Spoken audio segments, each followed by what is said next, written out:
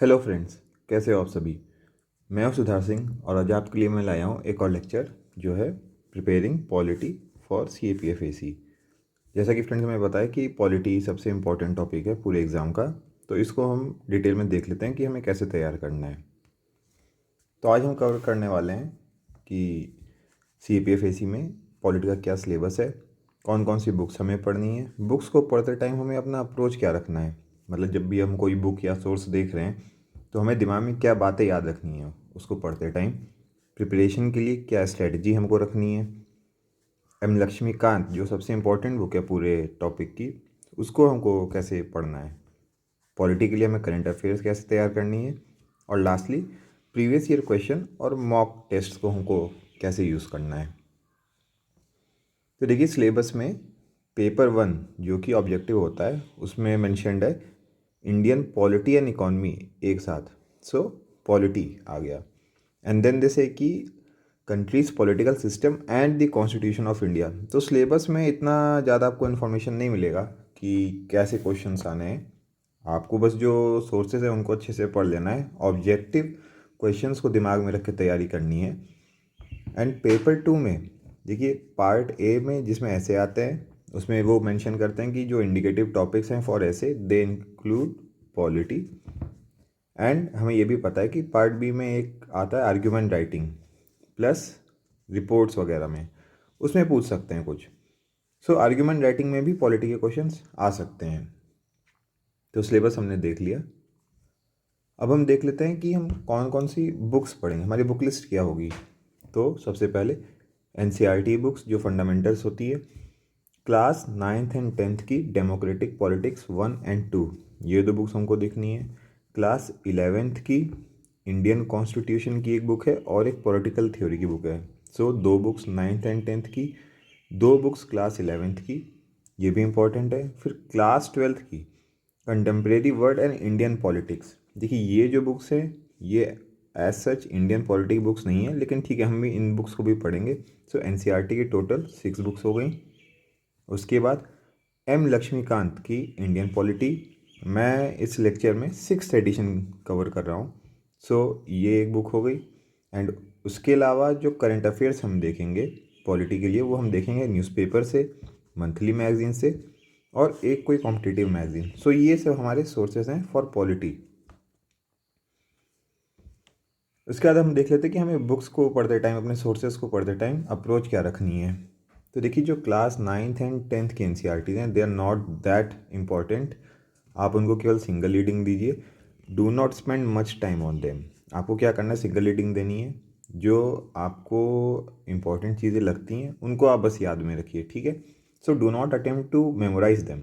आपको ऐसा नहीं कि आपको ये बुक्स पूरी याद कर लेनी है, आप बस समझ लीजिए कि उसमें क्या बता रहा है वो, ठीक है। So just comprehend what is being told and right small notes of what you find useful. 9th and 10th के लिए हमें ये स्ट्रेटजी रखनी है, सिंगल रीडिंग, कुछ याद करने की ज़रूरत नहीं है। फर्स्ट गो में आप केवल इंपॉर्टेंट पार्ट के नोट्स बना लीजिए और इन बुक्स को दोबारा फिर से पढ़ने की ज़रूरत नहीं पड़ेगी आपको। उसके बाद जो क्लास 11th की NCERT है that is on political theory. ये वाली जो बुक है पॉलिटिकल थ्योरी की, ये यूज़फुल है to understand broad concept within political science, ठीक है। एज सच ये इंडियन पॉलिटी की बुक नहीं है, लेकिन इसमें इन्होंने बहुत सारे कंसेप्ट्स बताए हुए हैं, जैसे इक्वालिटी बताया इन्होंने, फिर इसके बाद जैसे जस्टिस बताते हैं। हर कंसेप्ट के ऊपर एक एक चैप्टर है और आपको बस क्या करना है कि आप कंसेप्ट समझ लीजिए कि इक्वालिटी क्या होती है, जस्टिस क्या होती है, इनके क्या क्या डायमेंशंस हैं, राइट्स और ड्यूटीज़ ये क्या चीज़ें होती हैं, क्योंकि इस पे ऑब्जेक्टिव क्वेश्चंस बनते हैं एंड MCQs टाइप होते हैं। आपको केवल पढ़ के समझ लेना, आप आइडेंटिफाई कर लोगे कि क्या ऑप्शन सही है क्या गलत है। So just give them a single reading and make their notes, इसके नोट्स आप बना लो, ठीक है, for both objective as well as subjective view.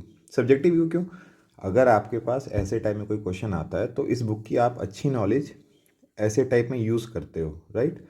सो आपको ये दिमाग में रखना है कि इन बुक्स को आपको पढ़ना है एंड आपको बस ऐसे नोट्स बना लें जिनको आप ऐसे टाइप क्वेश्चंस में प्लस ऑब्जेक्टिव में यूज़ कर पाओ। So later on you do not need to go through the whole book, आप केवल नोट्स को रिफ़र कर लीजिए for revision and use those points in ऐसे।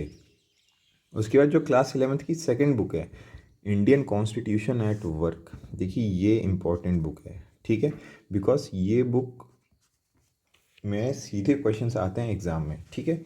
सो use this book to build your concept. This is very easy to read, समझने में आसान है, तो आप उसको मल्टीपल टाइम्स पढ़िए और समझ लीजिए। जो इम्पॉर्टेंट पार्ट्स हैं उनको हाईलाइट कर लीजिए, ठीक है। Do not make notes. मैं ऐसा क्यों कह रहा हूँ, देखिए ये बुक ज़्यादा ज़रूरी है from paper one point of view. And जो इस बुक में पॉइंट्स हैं, those same points will be repeated in M Laxmikanth.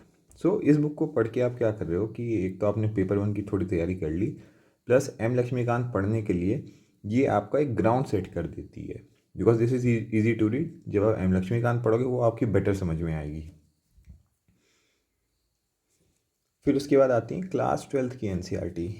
देखिए ये जो बुक्स हैं, these books are more of modern political history books of India and the world. दो books हैं, कंटेम्प्रेरी वर्ल्ड पॉलिटी और contemporary world politics and Indian politics after independence. So ये polity point of view से इतना important नहीं है, but they are useful for paper two. World history की जो बातें आती हैं, मॉडर्न वर्ल्ड हिस्ट्री की, प्लस इंडियन पॉलिटिकल सिस्टम की जो बातें आती हैं, उसके हिसाब से इंपॉर्टेंट है। So just read and understand, do not make their notes. इसके नोट्स नहीं बनाने हैं। यहाँ से जो आपको पॉइंट्स मिलेंगे, use those in your essays, बस, ठीक है। क्लास 12th की एनसीईआरटी की भी हमने अप्रोच देख ली। उसके बाद जो इम्पोर्टेंट, सबसे इम्पोर्टेंट बुक आती है पूरे, इवन इनफैक्ट पूरे एग्जाम की, not just for polity, that is M Laxmikanth. देखिए ये बुक मोस्ट इम्पॉर्टेंट बुक है पूरे एग्ज़ाम की। आपको इसको मल्टीपल टाइम्स पढ़ना पड़ेगा और याद भी करना पड़ेगा, ठीक है। अब ये देखिए कि ये बुक ऑलरेडी नोट्स फॉर्म में, आप जब इस बुक को देखेंगे तो इसमें आपको दिखेगा कि हर चीज़ बुलेट्स में, पॉइंट्स में, टेबल्स में ऐसे ही दी हुई है। So you do not need to make further notes. आपको नोट्स के नोट्स बनाने की तो ज़रूरत ही नहीं है। सो क्या करना है आपको, जो भी इंपॉर्टेंट पॉइंट एक पेज में आपको मिलता है, उसको आप जो पेज है उसी की वाइट स्पेस में नोट कर लीजिए अलग से, ठीक है। इस बुक को हम और डिटेल में बाद में डिस्कस कर लेंगे, because this is so important. उसके बाद करंट अफेयर्स पॉलिटी के 3 सोर्सेज हम फॉलो करेंगे। First is the newspaper, second is one monthly magazine, कोई भी एक, जैसे कि विजन IAS की हो सकती है, वाजीराम की हो सकती है, एंड कॉम्पिटिटिव मैगजीन्स लाइक प्रतियोगिता दर्पण, मैं सजेस्ट करता हूँ। अदरवाइज आप क्रॉनिकल भी फॉलो कर सकते हो। करंट अफेयर्स को भी हम बाद में डिस्कस करेंगे डिटेल में कि हमको कैसे तैयार करना है। इसके बाद हम प्रिपरेशन स्ट्रैटेजी देख लेते हैं कि जब हम पॉलिटी तैयार कर रहे हैं तो हमें उसको कैसे तैयार करना है। So keep in your mind कि you have to read NCERTs first of all. NCERTs में आप सबसे पहले 9th और 10th की एनसीईआरटी पढ़ लो, उसके ये बहुत जल्दी ख़त्म हो जाएंगी। उसके बाद आप क्या करो कि क्लास 11th की पॉलिटिकल थ्योरी की बुक पढ़ो, ठीक है। पॉलिटिकल थ्योरी की बुक आपने पढ़ ली एक बार, उसके बाद आप पढ़ो Indian constitution at work. So 9th and 10th, उसके बाद 11th, ये दोनों चीज़ें पढ़ ली। उसके बाद जब आप 12th की एनसीईआरटी आती है, उनको आप स्किप कर दो, ये आपको पढ़ने की ज़रूरत नहीं है अभी। इसको हम कब पढ़ेंगे, जब हमारा इंडियन पॉलिटी फिनिश हो जाएगा, तब हम 12th की एनसीईआरटी से एक बार देख लेंगे, ठीक है। सो पहले हमने एनसीईआरटीज पढ़ ली, 9th फिर 10th फिर 11th, राइट। उसके बाद हम क्या करेंगे, हम एम लक्ष्मीकांत पढ़ेंगे एनसीईआरटीज के बाद। हमने एम लक्ष्मीकांत पढ़ ली पूरी, इसमें बहुत टाइम लगने वाला है एम लक्ष्मीकांत को फिनिश करने में। जब आप एम लक्ष्मीकांत फिनिश कर लो, उसके बाद आप प्रीवियस ईयर क्वेश्चंस एंड मॉक्स देखिए, ठीक है। जब आपका ये भी हो जाए, उसके बाद आप इस पूरे पोर्शन को, एनसीईआरटीज और 9th 10th 11th plus M Laxmikant को, ठीक है, इसको आप रिवाइज कीजिए। अभी भी मैं सजेस्ट नहीं करूँगा कि आप 12th की एनसीईआरटी से पढ़िए, आप इसको रिवाइज कर लीजिए। जब आप इतना काम कर लेंगे तो आप ये कह सकते हो कि आपका इंडियन पॉलिटी फिनिश हो गया है। जब आपने ये सब काम कर लिए, then you read class 12 NCERTs, ठीक है। क्योंकि 12th NCERTs is only for information, इससे क्वेश्चंस ज़्यादा नहीं बनते हैं। मे बी आप ऐसे टाइप में इसकी इन्फॉर्मेशन कहीं यूज़ कर लो, नॉलेज यूज़ कर लो, बट उनको पढ़ना ज़रूरी है। So when you are done with Indian polity, do read the class 12th NCERTs. उसके बाद साइमल्टेनियसली जब आप ये सब कर रहे हो, मतलब एनसीईआरटीज पढ़ रहे हो, एम लक्ष्मीकांत पढ़ रहे हो, डेली आप न्यूज़पेपर रीडिंग और मैगजीन रीडिंग तो कर ही रहे होगे, तो उससे आपकी करंट अफेयर्स भी थोड़ी थोड़ी करके तैयार होती रहेगी। तो ये थी हमारी प्रिपरेशन स्ट्रैटेजी। अभी हम थोड़ा डिटेल में देख लेंगे कि हमें M Laxmikanth the grand old book, इसको कैसे ख़त्म करना है, ठीक है। So focus the most on this book. आपको एम लक्ष्मीकांत सबसे ज़्यादा फोकस करना है। Read it as much and as many times as possible. ठीक है, जितना ज़्यादा आप पढ़ सकते हो, जितना ज़्यादा याद कर सकते हो। फर्दर ये दिमाग में रखिए कि do not try to memorise everything at one go. ऐसा मत कीजिए कि आप फर्स्ट रीडिंग दे रहे हो और सब कुछ याद करते जा रहे हैं, इसमें बहुत टाइम वेस्ट हो जाएगा, आप चीज़ें फ़िल्टर नहीं कर पाओगे। आपको बस क्या करना है कि मल्टीपल रीडिंग्स देते जाना है। उससे क्या होगा कि जो ऑब्जेक्टिव टाइप ऑफ क्वेश्चन है उसमें आपको सही ऑप्शन हिट कर जाएगा एंड आपको एक फीलिंग भी डेवलप हो जाएगी क्या आपको याद करना है। जैसा कि मैंने प्रीवियस लेक्चर्स में भी बताया हुआ है कि आप एटलीस्ट 5 रीडिंग्स दीजिए इंपॉर्टेंट चीज़ों को। फर्स्ट रीडिंग में केवल आप रीडिंग कर लो, उसके बाद की जो रीडिंग्स है उसमें आप कंटेंट फिल्टर करते जाइए, जो इंपॉर्टेंट लगे उसको याद करते जाइए। मैंने पहले भी बोला हुआ है कि book is already in notes form, do not make notes. इसके डिटेल नोट्स मत बनाइएगा, आपको बस इंपॉर्टेंट पार्ट्स को हाईलाइट करना है एंड जो इंपॉर्टेंट चीज़ें निकलनी है उसको आप मार्जिन्स में लिखते जाइए। फॉर एग्जांपल कोई आर्टिकल है, इम्पॉर्टेंट है, आपने बस क्या किया कि पेज के ही साइड्स में आपने लिख लिया ऐसे कि article 14 is for right to equality. ठीक है, ऐसे बस छोटे छोटे नोट्स बनाते जाने हैं आपको पेज की मार्जिन्स में ही। उससे क्या होगा कि एग्ज़ाम के पहले आपको बहुत क्विक रिवीजन हो जाएगा एंड आप बहुत सारे नोट्स बनाने से बच जाओगे। आपको लेकिन नोट्स किन चीज़ों के बनाने, ब्रॉड इश्यूज़ के। ब्रॉड इश्यूज़ क्या हो सकते हैं, जो आप करंट अफेयर्स से उठाते हो, राइट। आप जब बुक पढ़ोगे आपको बहुत सारे issues you will be able to identify in the book itself and कुछ इश्यूज आप आइडेंटिफाई कर लोगे जब आप पढ़ोगे current affairs and previous year questions. इनके नोट्स आप अलग से बना सकते हो। For example role of governor पे बना लो। ठीक है, सेंटर स्टेट रिलेशन के क्या ट्रेंड एरियाज़ हैं, कौन से ऐसे एरियाज़ हैं जो राइट्स इश्यूज़ में हाईलाइट हो रहे हैं बार बार, आप उनके अलग से नोट्स बना सकते हैं। बट हर एक चीज़ के इस बुक के नोट्स बनाने की आपको कोई ज़रूरत नहीं है। फर्दर आप इस बुक को सीक्वेंशली A to Z मत पढ़िए। ठीक है, ऐसा क्यों बोल रहा हूँ, देखिए बुक बहुत बड़ी है एंड बहुत सारे टॉपिक्स कवर करती है। आपको क्या करना है, इंपॉर्टेंट टॉपिक्स को आपको पहले पढ़ना है और जो नॉट्स में इंपॉर्टेंट टॉपिक्स हैं आप उनको लास्ट में पढ़ सकते हैं। लेकिन पूरी बुक तो आपको पढ़नी ही है क्योंकि क्वेश्चंस तो कहीं से भी आ सकते हैं। ठीक है, हमने ये भी देख लिया कि बुक को हमको कैसे पढ़ना है। उसके बाद एक चीज़ ये दिमाग में रखिए कि आपको पूरी बुक पढ़नी है। ऐसा क्यों बोल रहा हूँ, देखिए जब आप चैप्टर्स ख़त्म कर लेंगे तो इसके बाद बुक्स में लास्ट में बहुत सारे टेबल्स दिए हुए हैं आर्टिकल्स के, अमेंडमेंट्स के और प्रीवियस ईयर क्वेश्चन दिए हुए हैं फॉर सिविल सर्विसेज के। तो आपको क्या करना है कि जो ये आर्टिकल्स के और अमेंडमेंट्स के टेबल्स हैं ना, जिसमें प्लस शेड्यूल्स दिए हुए हैं कॉन्स्टिट्यूशन के, आप उनमें से इंपॉर्टेंट चीज़ों को उन्हीं टेबल्स में मार्क कर लीजिए। और जैसे आपको पता है कि डायरेक्टिव प्रिंसिपल्स के आर्टिकल्स बहुत पूछे जाते हैं कि किस आर्टिकल में, राइट। जिस टेबल में डायरेक्टिव प्रिंसिपल दिए हुए हैं आप उसी में लास्ट में उसको ऐसे स्टार मार्क कर लो या फिर हाईलाइट कर दो और एग्ज़ाम में जाने से पहले आप वहाँ से देख सकते हो चीज़ें। आपके बहुत सारे ऑब्जेक्टिव क्वेश्चन बहुत जल्दी इसी तरह से कवर हो जाएंगे। ठीक है, so keep in your mind that you have to use the entire book to your advantage. Competitive point of view से आप इस बुक को यूटिलाइज़ कीजिए। आगे हम देख लेते हैं कि इस बुक को हमें किस ऑर्डर में पढ़ना है। सो देखिए, सीक्वेंस ऑफ रीडिंग हमको क्या रखनी है, आपको सबसे पहले पार्ट 1 पढ़ना है। ठीक है, विच इज़ कॉन्स्टिट्यूशनल फ्रेमवर्क। इसमें इन्होंने बहुत सारी चीज़ें बताई हैं, राइट्स के बारे में, ड्यूटीज़ के बारे में, प्रीएम्बल, डायरेक्टिव प्रिंसिपल्स, ये सब बताया हुआ है। Skip chapter 1 and read part 1 from chapter 2 to chapter 11। उसके बाद जब पार्ट 1 हो जाता है देन यू रीड पार्ट 2, वो है सिस्टम ऑफ गवर्नमेंट। इसमें इन्होंने बताया कि पार्लियामेंट्री सिस्टम क्या होता है, centre state relations, inter state relations. Keep in your mind कि part 1 and part 2 are the most important parts of this book. इसमें सबसे ज़्यादा टाइम लगेगा आपको और इसको थोड़ा आराम से पढ़िएगा, अंडरस्टैंड एज यू रीड। ठीक है, चीज़ें समझ के याद कीजिएगा। जब आपका पार्ट 1 एंड पार्ट 2 हो जाता है then you can finish chapter 1 of part 1। ये क्या है, हिस्टोरिकल बैकग्राउंड। इसमें ये बताते हैं कि इंडिपेंडेंस के पहले क्या फ्रेमवर्क था हमारा और कॉन्स्टिट्यूशन कैसे बनाया गया। ठीक है, ये हो गया आपका। उसके बाद जब आपने पार्ट 1 पार्ट 2 पूरा फिनिश कर लिया then you read part 3 and part 4।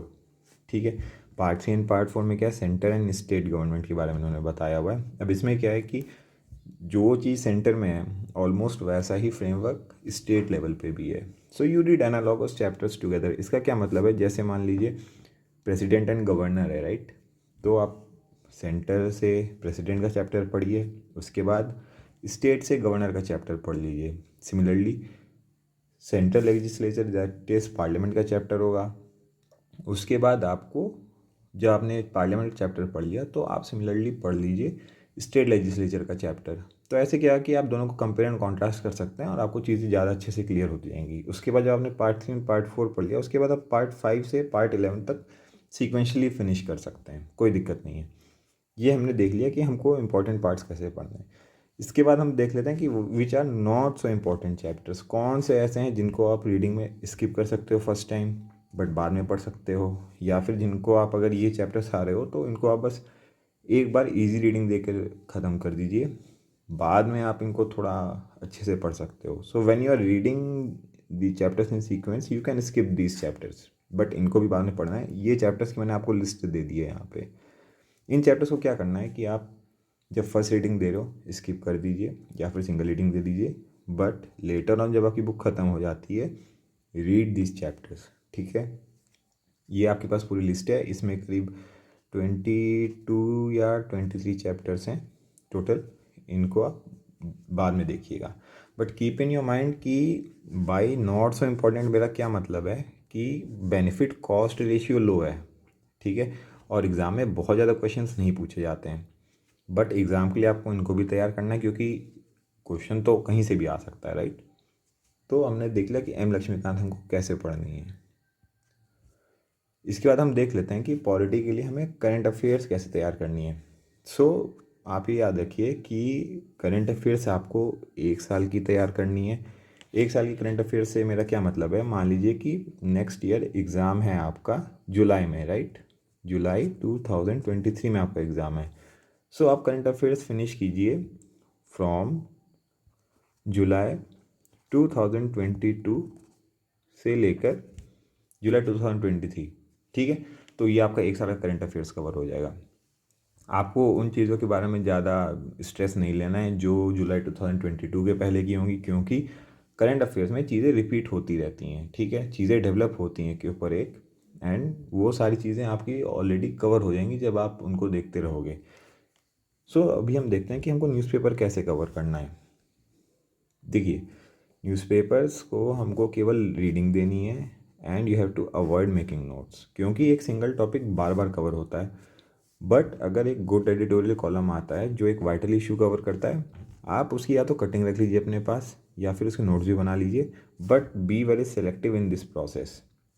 आपको न्यूज़पेपर स्टडी करना है mainly for paper 2 from subjective point of view, but इतना कोई वाटर टाइट कंपार्टमेंटलाइजेशन मत कीजिए। आपको इंपॉर्टेंट लगता है तो आप नोट्स प्लस कटिंग रख सकते हैं। And you have to get an idea of topics that make the most news. For example अभी करंट इवेंट्स में क्या चल रहा है कि ठीक है, बुर्का बैन या फिर हिजाब बैन इन कॉलेजेस, गवर्नर का role in states, defections, role of election commission, क्योंकि हमको पता है ठीक है हिमाचल में और गुजरात में इलेक्शंस हो रहे हैं। So make good notes for essays integrated with monthly magazines. ये सब टॉपिक्स क्या हैं, इनके आप नोट्स बना सकते हो, ठीक है। और इनको नोट्स को आप पॉइंट्स के साथ इंटीग्रेट कीजिए जो आप मंथली मैगजीन्स पढ़ोगे, राइट। आपको ऐसे नोट्स बनाना है, आपको ऐसा नहीं करना कि जितनी बार आप एक आर्टिकल देख रहे हो उतनी बार आप नोट्स बना रहे हो। आपने केवल एक बार एक टॉपिक के नोट्स बनाए और उसको आप अपडेट कर देगा उसमें न्यू पॉइंट्स ऐड करके, ठीक है। मंथली मैगजीन कौन सी हम देख रहे हैं, मैंने बोला कि आप चाहे विजन आईएएस या फिर वाजीराम की कोई एक भी उठा लीजिए, ठीक है। सो आप उसको हर मंथ पढ़िए from both objective and subjective point of view. आपको क्या इसमें से क्या डेटा उठाना है जो इंपॉर्टेंट लगता है, and you have to prepare your points for ऐसे type questions. So monthly magazines का ये यूज़ है, आपने इंपॉर्टेंट टॉपिक्स सेलेक्ट किए from newspaper and monthly magazine, आप उसको हर मंथ पढ़िए, उसमें से both objective points and subjective points उठाइए, एंड जो इंपॉर्टेंट डेटा है उसको याद कीजिए and prepare your points for ऐसे। तो ये हमारा newspaper and current affairs magazine का हो गया। इसके अलावा we have to go through one competitive magazine. Competitive magazine कौन सी होती है, आप चाहे प्रतियोगिता दर्पण पढ़िए चाहे क्रॉनिकल पढ़ लीजिए, इनमें से कोई एक मैगजीन आप देख लो, ठीक है। इसको you need to read only from objective view. ऐसा नहीं कि आप ये पूरी मैगजीन ख़त्म करो, केवल जो पार्ट इसमें पॉलिटी से रिलेटेड है, जिसमें they tell about appointments, amendments, कौन से नए लॉज बने, पॉलिसीज आई हैं, इसको बस आपको ऐसे पढ़ना है कि आपके दिमाग में एक बार चीज़ें आ जाएं। And read from only objective view, do not make notes of this. इस मैगज़ीन की आपको कोई भी नोट्स बनाने की ज़रूरत नहीं है। आप केवल नोट्स बनाओ of important topics which you select from newspaper and monthly magazines. इसके बाद हम देखेंगे कि हमें previous year questions and mock tests को कैसे यूज़ करना है।